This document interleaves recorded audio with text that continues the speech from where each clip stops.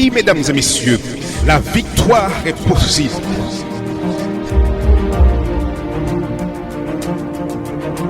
Ne perdez pas espoir.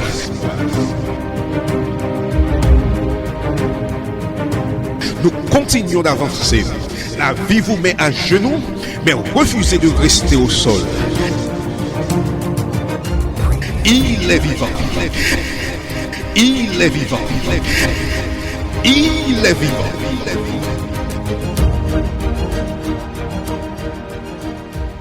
Mesdames et messieurs, RJV vous présente votre conférence biblique Voici ton Dieu.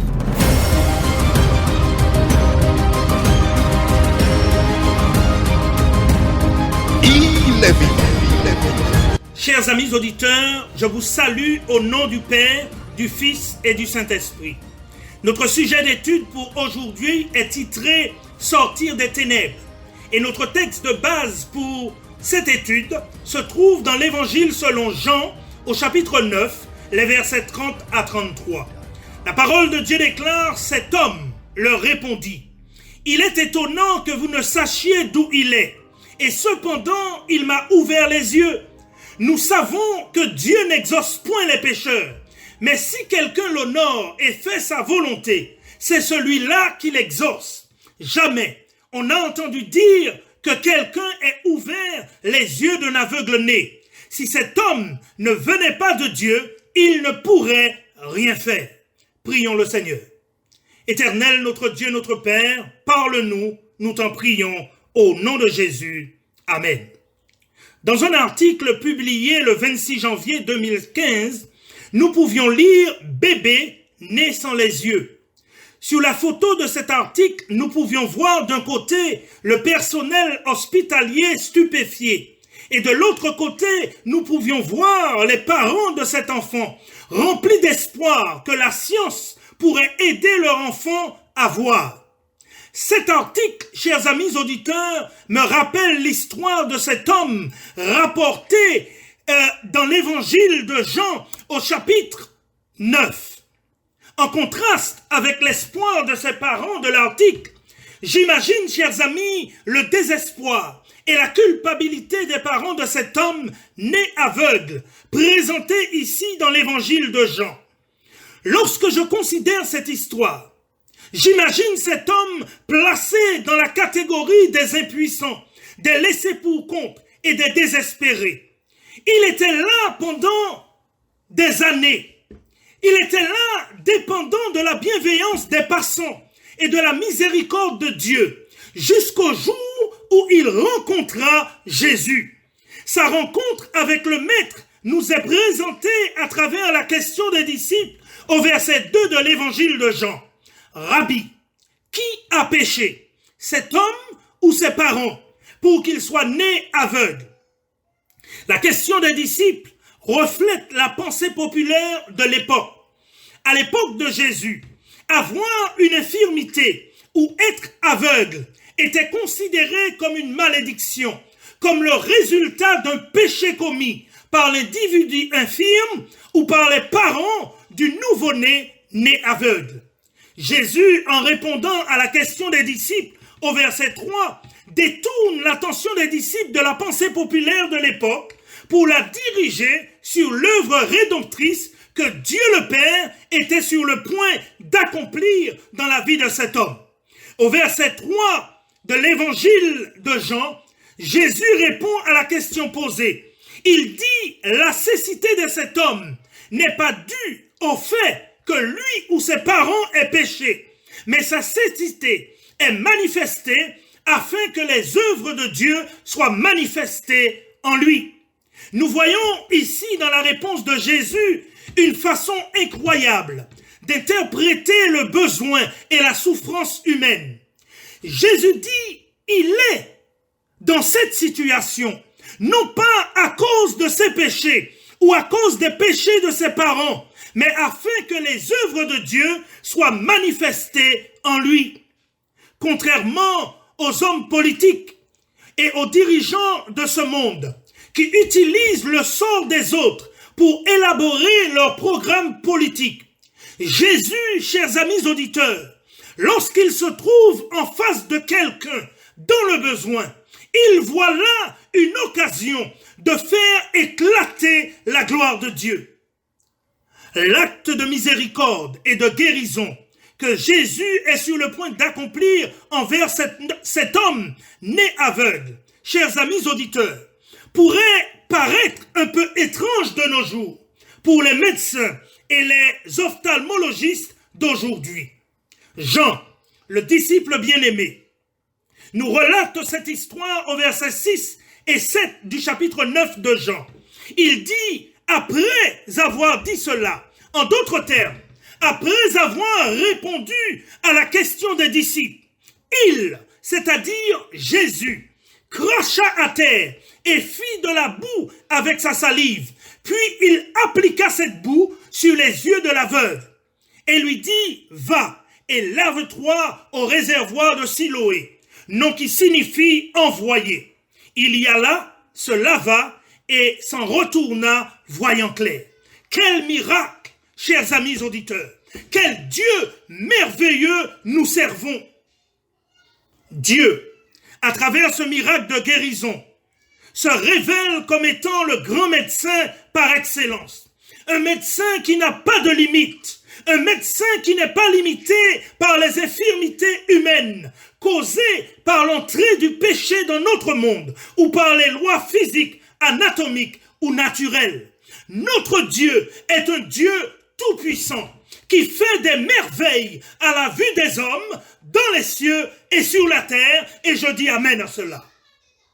Jean nous rapporte au verset 6, au verset 8 et 9, que lorsque la nouvelle arriva à ses voisins, à ceux qui auparavant l'avaient connu aveugle et mendiant, ils furent émerveillés, ils ne pouvaient croire leurs yeux. Certains disaient, n'est-ce pas là celui qui se tenait assis et qui mendiait? Les uns disaient, c'est lui. D'autres disaient, non, mais il lui ressemble. Ils étaient tous dans le doute et la confusion totale devant un tel miracle. Ils lui posèrent la question au verset 9 et l'homme, débordant de joie et de reconnaissance, répondit, c'est moi. Ils lui dirent donc au verset 10, comment tes yeux ont-ils été ouverts? Et l'homme répondit au verset 11, l'homme qu'on appelle Jésus a fait de la boue, a oint mes yeux et m'a dit, va et au réservoir de Siloé et lave-toi. J'y suis allé, je me suis lavé et j'ai recouvré la vue. Même les chefs religieux de l'époque étaient émerveillés devant un tel miracle. À partir du verset 15 jusqu'au verset 28, Jean nous présente la confusion, le doute et la colère que ce miracle suscita dans l'esprit des autorités religieuses de l'époque. Ce miracle divisa le clan des pharisiens en deux groupes. À ce point de notre récit, nous arrivons à notre texte de base, où l'homme qui a été guéri miraculeusement fait une déclaration importante pour les gens de son époque, mais surtout pour nous qui sommes parvenus à la fin de l'histoire de notre planète. Jean, au verset 29, nous dit que les chefs religieux, après avoir questionné les parents de l'aveugle qui avait été guéri au sujet de sa cécité, dirent, nous savons que Dieu a parlé à Moïse, mais celui-ci, nous ne savons d'où il est, puisqu'il ne le connaissait pas. L'homme guéri miraculeusement se proposa de les instruire et répliqua au verset 30 à 33. Il est étonnant, en d'autres termes, il est étonnant à mes yeux que vous ne sachiez d'où il est. Et cependant, il m'a ouvert les yeux. Nous savons que Dieu n'exauce point les pécheurs, mais si quelqu'un l'honore et fait sa volonté, c'est celui-là qui l'exauce. Jamais on a entendu dire que quelqu'un ait ouvert les yeux d'un aveugle-né. Si cet homme ne venait pas de Dieu, il ne pourrait rien faire. Cette déclaration, chers amis auditeurs, est importante pour nous qui sommes parvenus à la fin de l'histoire de notre planète. parce qu'elle nous révèle Dieu comme étant le seul qui puisse apporter une solution à nos vies détériorées par le péché. Cette déclaration présente Dieu comme étant celui qui peut redonner la vue physique à partir de la boue faite avec son crachat et la vue spirituelle à son Fils, à chacun du moins par son Fils qu'il a envoyé dans ce monde. Je suis sur les ondes, chers amis auditeurs, pour vous dire en accord avec la parole de Dieu que Dieu a tant aimé le monde. Il nous a tant aimés, peu importe notre état, peu importe notre situation, qu'il a donné son Fils unique, afin que quiconque parmi nous croit en lui et l'accepte comme son sauveur personnel, cette personne ne puisse point périr, mais qu'il ait la vie éternelle. Dieu, en effet, chers amis auditeurs, n'a pas envoyé son Fils dans le monde afin que le monde soit jugé par lui. La parole de Dieu déclare, et elle est claire, celui qui croit au Fils de Dieu n'est point jugé, mais celui qui ne croit pas en Christ est déjà jugé parce qu'il n'a pas cru au nom du Fils unique de Dieu. Et ce jugement, chers amis auditeurs, c'est que la lumière, Jésus, est venu dans le monde et les hommes et les femmes de notre planète ont jusqu'à présent préféré les ténèbres à la lumière parce que leurs œuvres sont mauvaises. Mais aujourd'hui, je suis mandaté par le Seigneur pour vous dire que Dieu, sans tenir compte des temps d'ignorance, annonce aux hommes et aux femmes de la terre qu'ils aient à se repentir, car il a arrêté un jour où il jugera le monde par l'homme qu'il a ressuscité d'entre les morts, à savoir Jésus-Christ. Dieu ne tient pas compte des temps d'ignorance. Cela n'a pas d'importance. Comment vous avez vécu dans le passé? Cela n'est pas grave si nous avons vécu une grande partie de notre vie dans les ténèbres spirituelles. Aujourd'hui, Dieu nous invite à sortir des ténèbres et à marcher dans la lumière du Christ. Dieu veut redonner la vue aux aveugles spirituels que nous sommes. Il veut illuminer nos ténèbres. Il fera éclater les frontières et les murs de notre aveuglement avec la lumière de la bonne nouvelle du salut si nous lui donnons l'opportunité et obéissons à sa parole. Chers amis auditeurs, si votre désir le plus sincère est de sortir des ténèbres, de l'erreur spirituelle pour servir Dieu de tout votre cœur et de toute votre âme en obéissant à sa parole, je vous invite là où vous êtes à remettre vos vies entre les mains de Dieu alors que je prie pour clore cette étude.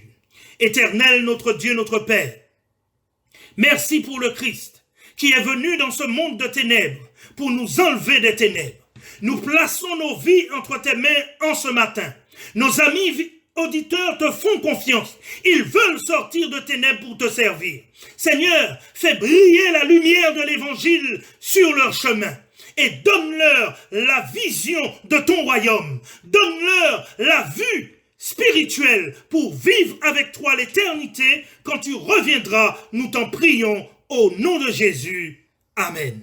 C'était votre conférence biblique Voici ton Dieu. Si vous avez besoin d'un éclairage, si vous voulez connaître davantage, si vous avez une question, l'équipe Voici ton Dieu est à votre disposition. N'hésitez pas à nous contacter par WhatsApp ou SMS au 06 94 233 352 06 94 233 352 ou alors par mail à evangiledevie.bible@gmail.com evangiledevie.bible@gmail.com. Nous vous remercions de votre écoute et à bientôt sur RJV.